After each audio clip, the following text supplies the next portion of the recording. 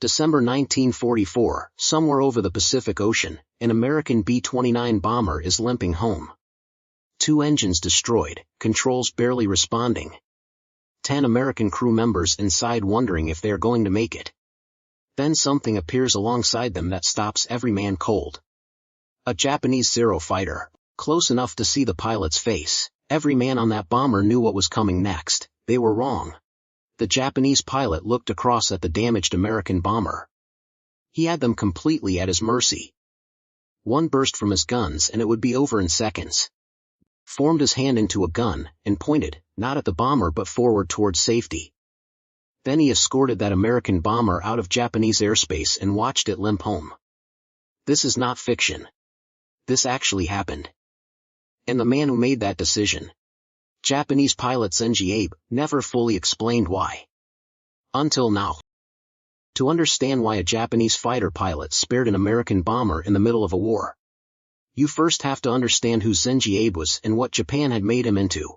Zenji Abe was born in 1916, in Japan. From childhood he was drawn to aviation, the freedom of the sky, the precision of flight, the discipline it demanded.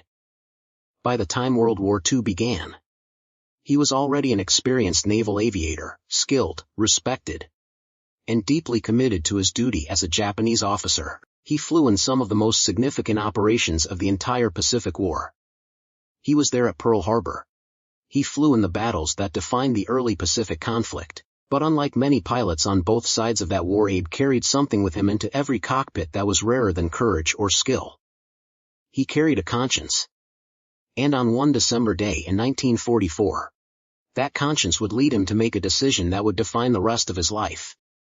December 7, 1941, Zenji Abe was there. He flew in the attack on Pearl Harbor, one of the most significant and controversial military operations in history. From his cockpit, he watched the American battleships below. He watched the explosions. He watched the chaos and the fire and the destruction spreading across the harbor. And he felt something that surprised him. Not pride, not victory. Unease. Abe was a warrior trained for combat, but what he saw at Pearl Harbor, the sheer scale of destruction against an enemy that had not been ready, stayed with him in ways he could not fully explain. He completed his mission. He flew back to his carrier. He reported in like every other pilot. But something had shifted inside him that day. A question had formed that he could not get rid of. What separates a warrior from a killer? That question would follow him for the next 3 years.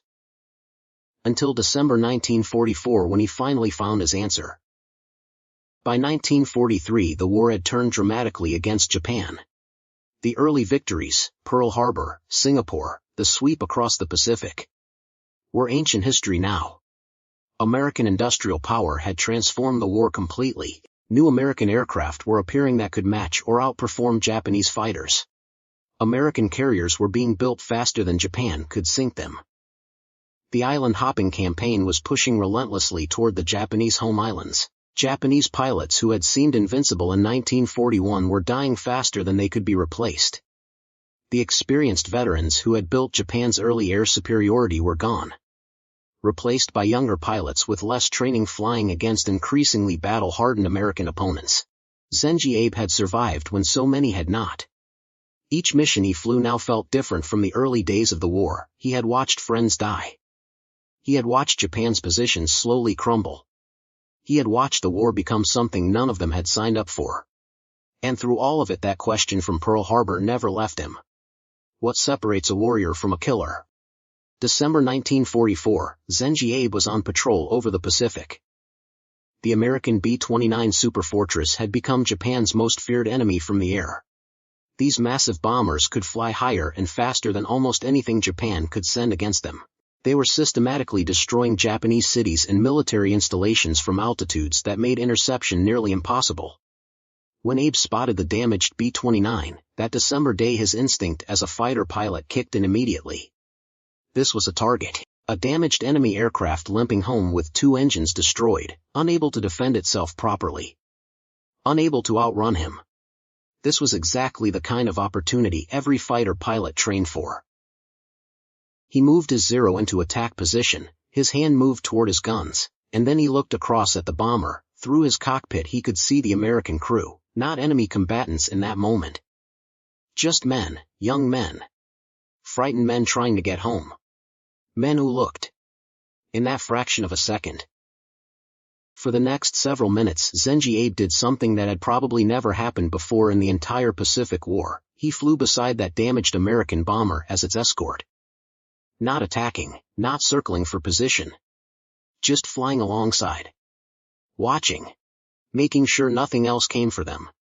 Inside the B-29, the American crew could not process what was happening. Every instinct told them this was a trick, that the Japanese pilot was waiting for the right moment, that death was still coming. It never came. A B flew with them until they were clear of Japanese airspace. Until the bomber was close enough to Allied territory that it had a fighting chance of making it home. Then he did one final thing that the American crew would talk about for the rest of their lives. He looked across at them one last time. He raised his hand in a salute. And he turned his Zero and flew back toward Japan. Alone. The damaged B-29 made it back to Allied territory. The crew landed safely. They reported their mission. They reported the damage. They reported the losses. And then they reported something that left their commanders completely speechless. A Japanese Zero had pulled alongside their damaged aircraft, had escorted them to safety instead, and had saluted them before turning back. The commanders did not know what to make of it. In the brutal mathematics of the Pacific War, this kind of thing simply did not happen. Both sides had fought with a ferocity and bitterness that left little room for mercy. But it had happened. The American crew never forgot that Japanese pilot. For the rest of their lives they talked about him. Wondered about him. Wondered if he had survived the war. Wondered what had made him do it. For decades they had no answers. Zenji Abe survived the war. That alone was remarkable. The casualty rate among Japanese naval aviators in the final years of the Pacific War was devastating. Many of the pilots Abe had trained and fought alongside were dead. When Japan surrendered in August 1945, Abe returned to civilian life. He built a career. He built a family. He tried to put the war behind him, the way millions of Japanese men and women were trying to do. But he carried two things with him that he could never quite set down. The memory of Pearl Harbor, and the memory of that December day in 1944 when he had looked across at an American crew and chosen not to pull the trigger. He never spoke publicly about either. For decades Zenji Abe was simply a Japanese businessman who had served in the war. Nobody outside his immediate circle knew about the moment he had spared an American bomber crew. Nobody knew about the salute. That silence would last for nearly 50 years. In 1991, something happened that nobody expected. Zenji Abe traveled to Pearl Harbor. He was 75 years old. The war had been over for 46 years. He had spent decades carrying the memory of December 7, 1941, in a way that had never fully left him. He stood at the USS Arizona Memorial. He looked down at the sunken battleship below the water. He thought about the men who had died there, and then Zenji Abe did something extraordinary. He bowed his head and he apologized, publicly. Formally, with the full weight of what that meant for a Japanese man of his generation and background. He said he was sorry for his role in the attack on Pearl Harbor. He said the men who died there deserved to be remembered and honored. He said he had carried the weight of that day for 50 years. The American veterans present did not know what to do. Some were angry. Some were moved. Some simply did not know what to feel about an enemy pilot standing at the memorial of men he had helped kill and asking for forgiveness. But what happened next was something nobody had scripted. Several American veterans stepped forward. And they shook his hand. After the Pearl Harbor apology, Zenji Abe began to open up about his wartime experiences for the first time, and that is when the story of the American B-29 finally came out. Abe described the December 1944 encounter in detail. The damaged bomber. The moment he moved into attack position.